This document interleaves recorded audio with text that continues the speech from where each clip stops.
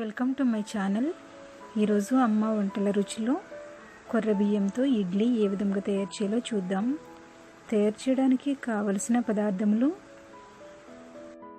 కొర్రలతో తయారు చేసుకున్నటువంటి ఇడ్లీ బ్యాటర్ తగినంత, నూనె 1 టీ స్పూన్.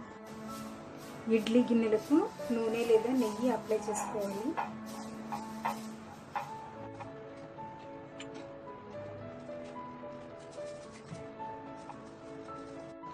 కొర్రలతో చేసుకున్నటువంటి బ్యాటర్ను ఇడ్లీ గిన్నెల్లోకి వేసుకుందాం.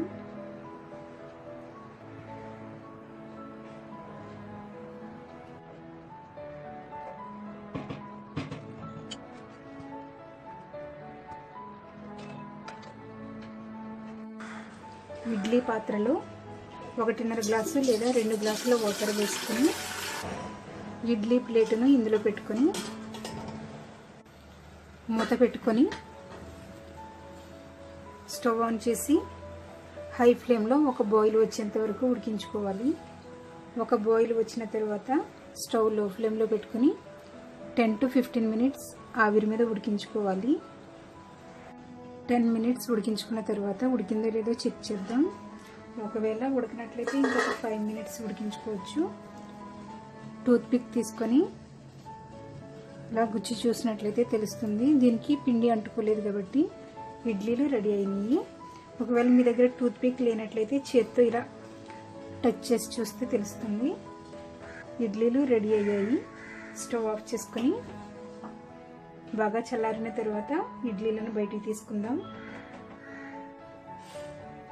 కుక్కర్ బాగా చల్లారిన తర్వాత ఇడ్లీలను ఒక ప్లేట్లోకి తీసుకుందాం.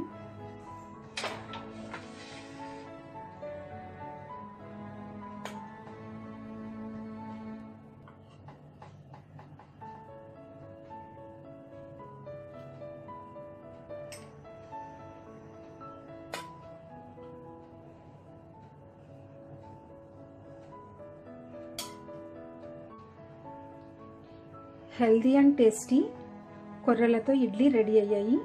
దీనిని నేను పల్లీ చట్నీతో సర్వ్ చేస్తున్నాను. మీరు కావాలనుకుంటే మీకు నచ్చిన ఏ చట్నీతో అయినా సర్వ్ చేసుకోవచ్చు.